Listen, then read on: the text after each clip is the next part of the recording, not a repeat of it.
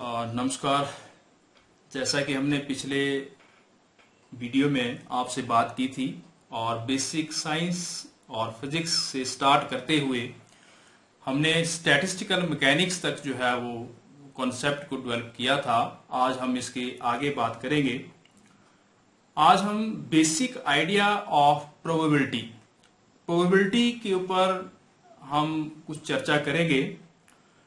James Maxwell एक scientist हुए, famous scientist हुए। उनका एक कोट है कि the true logic of this world is in the calculus of probabilities. Means यदि हम इस संसार को, इस दुनिया को समझना चाहें, उसका ट्रू लॉजिक समझना चाहें, तो जो प्रोबेबिलिटीज की थ्योरी है उनको हमें जो है वो समझना पड़ेगा।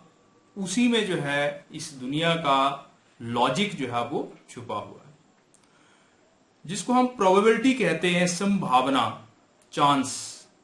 आम हम डेली लाइफ में वर्ड यूज करते हैं चांस, बाय चांस। ये कॉमन शब्द हैं हमारी डेली लाइफ के कि the chance of rain, chance of living up to 100 years, chance of third world war, chance of an accident.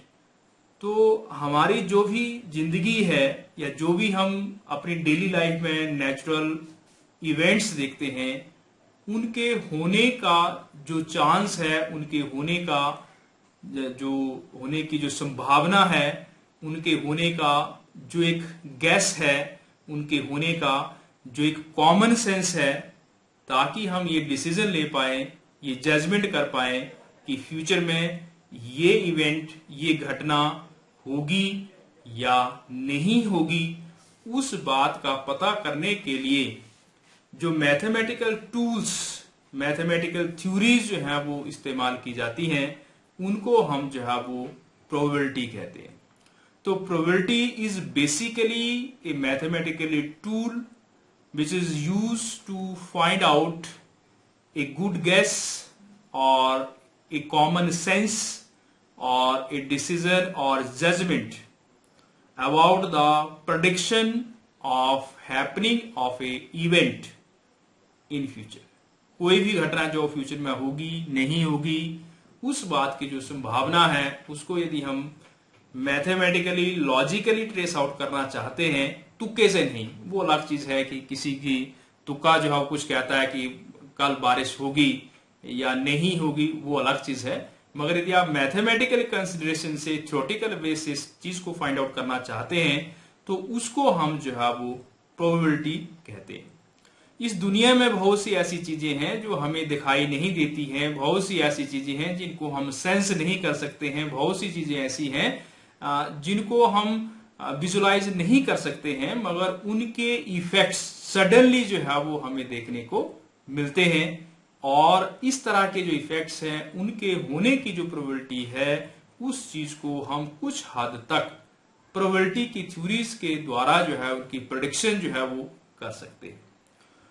तो यदि हम बिल्कुल बेसिक से स्टार्ट करें कि प्रोबेबिलिटी क्या होती है, यदि हम प्रोबेबिलिटी की बात करें तो कोई भी जो घटना है उसमें the ratio of favourable cases upon total number of cases, उसको हम जो है वो मैथमेटिक्स में या फिजिक्स में जो है वो प्रोबेबिलिटी कहते हैं। एक सिंपल एग्जांपल लेते हैं कि मान लो आपके पास एक कॉइन है, एक सिक्का है, और उस सिक्के को आप उछालते हैं, तो हमारे पास दो प्रोबेबिलिटीज, दो पॉसिबिलिटीज हैं कि या तो हेड आएगा या तो टेल आएगा। तो यदि हम कहें कि भाई प्रोबेबिलिटी कितनी है इस बात की कि हेड आएगा, प्रोबेबिलिटी ऑफ हेड, तो क्योंकि एक हेड है एक टेल है, तो हेड एक बार है तो 1, और टोटल कितने हुए 2, हेड और टेल।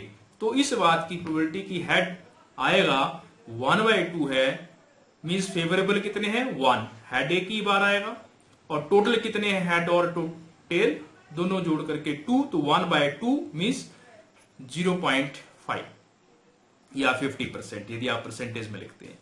उसी तरह से probability of getting a ball out of a box having 7 different coloured balls. एक बॉक्स है, उसके अंदर 7 बॉल्स हैं अलग अलग कलर के, तो इसकी प्रोबेबिलिटी निकालना चाहते हैं कि आपने एक बॉल को बाहर निकालना है, क्योंकि एक ही बाहर आएगा तो फेवरेबल कितना हो गया 1। टोटल कितने हो सकते हैं 7 है हमारे पास, तो 1/7। उसी तरह से मान लीजिए डाइस है आपके पास, जो लूडो का डाइस होता है उसको आप थ्रो करते हैं, तो आप देखते हैं वहां पे 1 से लेकर के 6 तक जो है वो नंबर होते हैं, तो वहां पे जो प्रोबेबिलिटी हो जाएगी किसी भी एक की वो होगी 1/6। आपके पास ताश के पत्ते हैं, डक ऑफ कार्ड है, जनरली आप जानते हैं उसमें 52 कार्ड्स होते हैं, और यदि आप कोई भी एक रेंडमली ड्रॉ करते हैं तो एक कार्ड के रेंडमली ड्रॉ करने की प्रोबेबिलिटी, क्योंकि आप एक निकाल रहे हैं, तो ये हो गई 1 टोटल कितने हैं 52। तो किसी भी चीज की यदि आप प्रोबेबिलिटी निकालना चाहते हैं तो सिंपल फॉर्मूला है favourable events upon total number of outcome या टोटल नंबर ऑफ इवेंट्स, यहां से आप जो है वो निकाल सकते हैं। जब भी हम प्रोबेबिलिटी की बात करते हैं, किसी भी चीज की प्रोबेबिलिटी हो तो उसमें दो संभावनाएं रहती है, या तो वो चीज होगी, यदि वो चीज होगी ट्रू इसका मतलब 1 मीन्स 100%, या वो चीज नहीं होगी मिनिमम पॉसिबिलिटी तो 0। इसका मतलब जो प्रोबेबिलिटी की वैल्यू है it lies between minimum 0 and maximum 1। तो जो भी प्रोबेबिलिटी की वैल्यू आती है वो हमेशा 0 और 1 के बीच में, या 0 और 100% के बीच में जो है वो रहती है, जो कोई भी आप रैंडम एक्सपेरिमेंट या रैंडम ट्रायल करते हैं। तो कुल मिला के सिंपल कहें तो कहीं भी प्रोबेबिलिटी निकालनी है तो मीन्स जो फेवरेबल इवेंट्स हैं upon total number of events, या फेवरेबल आउटकम है upon total number of outcome, वहां से हम प्रोबेबिलिटी जो है वो फाइंड आउट कर सकते हैं। अब कुछ एक बेसिक टर्म्स हैं प्रोबेबिलिटी से रिलेटेड, जैसे हम कहते हैं एक्सपेरिमेंट। जो एक्सपेरिमेंट है, एक्सपेरिमेंट का मतलब हुआ कि the whole process of observing a system to find out the answer of a particular question. यदि आप किसी चीज का सोल्यूशन निकालना चाहते हैं प्रोबेबिलिटी के द्वारा, तो वो जो सारा प्रोसेस आप करेंगे उसको हम जो है वो एक्सपेरिमेंट कहेंगे। उस एक्सपेरिमेंट के बाद दूसरी टर्म आती है trial. Trial basically part of experiment. किसी एक्सपेरिमेंट में मान लो सेम स्टेप्स को 10 टाइम्स रिपीट करते हैं, तो एक टाइम जो स्टेप होगा उसको हम ट्रायल कहेंगे। Trial means performing and experiment. एक एक्सपेरिमेंट को जो परफॉर्म करना है that is trial. Tossing of coin, tossing of dice, drawing of card, ये जो है वो एक ट्रायल जो है वो कहलाएगा। उसके बाद आता है इवेंट या वेस। कुछ बुक्स में इवेंट टर्म यूज करते हैं, कुछ में वेस यूज करते हैं। इसका मतलब होता है आउटकम ऑफ ए ट्रायल। आपने कोई ट्रायल किया, उसका जो रिजल्ट आया that is called as the event और वेस। जैसे for example the birth of baby is an experiment. एक बच्चे का जो जन्म होना है वो एक एक्सपेरिमेंट है या एक ट्रायल है, और उस बच्चे के जन्म के बाद आपके पास दो पॉसिबिलिटीज हैं, या लड़का होगा या लड़की। तो जो बॉय और गर्ल है, आउटकम जो है that is event. Tossing of coin, coin को आप टॉस करते हैं तो रिजल्ट क्या हो सकता है, या हेड या टेल। तो हेड और टेल जो है दैट इज इवेंट, और कॉइन को टॉस करना जो है ट्रायल। यदि कॉइन को 10 बार आप टॉस करते हैं तो सारा जो प्रोसेस होगा that is called as the experiment. उसके बाद नेक्स्ट टर्म आती है equally likely events. Equally likely events मतलब events of equal probability of occurrence. वो इवेंट्स जिनके होने की संभावना बराबर है उसको आप इक्वली लाइकली इवेंट्स कहते हैं। मान लो आपने कॉइन को टॉस किया तो दो ही बातें हैं, हेड या टेल। 50% प्रोबेबिलिटी है कि हेड आएगा, 50% प्रोबेबिलिटी है कि टेल आएगा। तो दोनों की बराबर है प्रोबेबिलिटी, इसलिए हम इनको इक्वली लाइकली इवेंट्स कहेंगे। Then exhaustive events. Exhaustive events मतलब total number of possible outcome.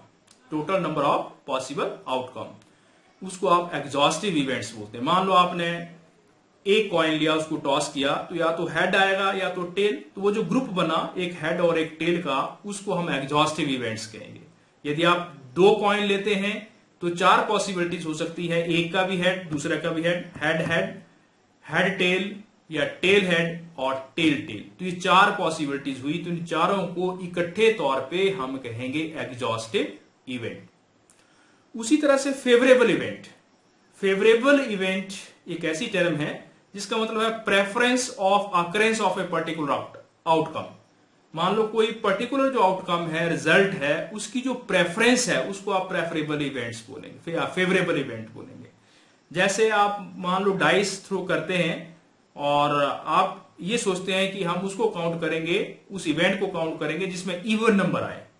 तो डाइस को जब आप थ्रो करेंगे तो 1 आ सकता है, 2 आ सकता है, 3, 4, 5, 6, मगर आप किसको काउंट कर रहे हैं जिसमें इवन नंबर हो। तो फेवरेबल इवेंट्स कौन सी होगी, 2 या 4 या 6। तो जो प्रेफर्ड है they are called as the favourable. उसके बाद mutually exclusive events. Mutually exclusive events वो होते हैं which could not occur simultaneously. जो इवेंट्स, जो वेज एक साथ नहीं हो सकते उसको आप म्यूचुअली एक्सक्लूसिव बोलते हैं। मतलब एक होगा तो दूसरा नहीं होगा। यदि आपने कॉइन थ्रो किया, हेड आ गया तो टेल नहीं आएगा, यदि टेल आ गया तो हेड नहीं आएगा। तो हेड और टेल आपस में क्या हुआ, म्यूचुअली एक्सक्लूसिव इवेंट्स। उसके बाद है सक्सेसिव इवेंट्स। सक्सेसिव इवेंट्स का मतलब साथ साथ वाले, विच could not events which occur one after the another, एक के बाद दूसरा। जो मान लो आपने कॉइन को थ्रो किया, पहले हेड आया, दूसरी बार आपने फिर कॉइन को थ्रो किया, फिर टेल आया, तो हेड और टेल वो क्या हुए, सक्सेसिव इवेंट्स, मतलब साथ साथ वाले, एक के बाद दूसरा। उसके बाद है साइमल्टेनियस इवेंट्स। कुछ ऐसे इवेंट्स जो एक साथ हो, events which takes place simultaneously या एट ए सेम टाइम, एक ही समय में होते हैं। तो then independent events, if occurrence of one event, any one of the event does not effect the other, एक का होना जो है वो दूसरे को प्रभावित ना करे, तब हम कहेंगे independent events. Then next term is sample space. एक वर्ड है जो सैंपल स्पेस हम इस्तेमाल करते हैं प्रोबेबिलिटी में। सैंपल स्पेस का मतलब होता है set of all possible outcomes. जो भी ऑल पॉसिबिलिटीज हैं उनका जो सेट हुआ किसी भी एक्सपेरिमेंट में, उसको हम सैंपल स्पेस कहेंगे। फॉर एग्जाम्पल आपने 2 कॉइन्स ले लिए, 2 सिक्के लिए, उनको उछाला, तो 4 पॉसिबिलिटीज हैं, या एक हेड हेड, दूसरा टेल हेड, तीसरा हेड टेल और फोर्थ टेल टेल। तो ये जो एक सेट बना H H T H, H T और टी टी, इस सेट को हम सैंपल स्पेस कहेंगे। सैंपल स्पेस का मतलब हुआ कि जो टोटल नंबर ऑफ पॉसिबिलिटीज हैं, it is called as the sample space. अब उसके बाद एक और चीज है, it is called as the A priori probability. It is also called as the mathematical या classical probability. A priori probability. जब भी हम किसी एक्सपेरिमेंट को करते हैं तो एक्सपेरिमेंट को करने से पहले हमारे माइंड में कुछ रिजल्ट होता, हम सोचते हैं कि ऐसा होगा। तो वो जो कॉमन सेंस बेस्ड रिजल्ट है या प्रोबेबिलिटी की जो थ्योरीज हैं, उसके आधार पर जो हमारे मन में एक्सपेरिमेंट करने से पहले हमें मालूम है या हमें लगता है कि इसका ये रिजल्ट आएगा, उसको हम प्रियोरी, प्रियोरी का मतलब पहले, प्रियोरी प्रोबेबिलिटी कहते हैं। तो प्रियोरी प्रोबेबिलिटी को डिफाइन करते हैं फेवरेबल आउटकम या favourable event upon total number of events. जैसे फॉर एग्जांपल आप एक सिक्का उछालते हैं, यदि आपने एक सिक्का उछाला और आप ये कह सकते हैं कि हेड के आने की प्रोबेबिलिटी या टेल के आने की प्रोबेबिलिटी, जो मैंने प्रोबेबिलिटी की डेफिनेशन बताई है उसके मुताबिक 50% चांस है कि हेड आएगा और 50% चांस है कि टेल आएगा। तो हेड की जो प्रियोरी प्रोबेबिलिटी है इट इज 1/2, 50%, और टेल की भी 1/2, 50%। तो वो जो प्रोबेबिलिटी की थ्योरीज हैं उसके बेस पे हमें पहले से मालूम है कि ऐसा होगा। एक्चुअल में होगा या नहीं होगा वो बात की बात है। तो एक दूसरी टर्म हम कहते हैं that is called as the empirical और स्टैटिस्टिकल प्रोबेबिलिटी। जब हम इंपीरिकल या स्टैटिस्टिकल प्रोबेबिलिटी की बात करते हैं, उसमें it is the actual experimental value of trial. आपने एक्चुअली में एक्सपेरिमेंट किया, एक्सपेरिमेंट करने के बाद रिजल्ट आया, तो actual outcome upon total number of outcome, it is called as the empirical probability.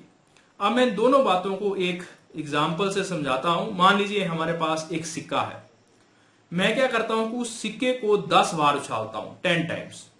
अब मैं आपसे पूछूं कि भाई इस बात की क्या प्रोबेबिलिटी है कि एच कितनी बार आएगा।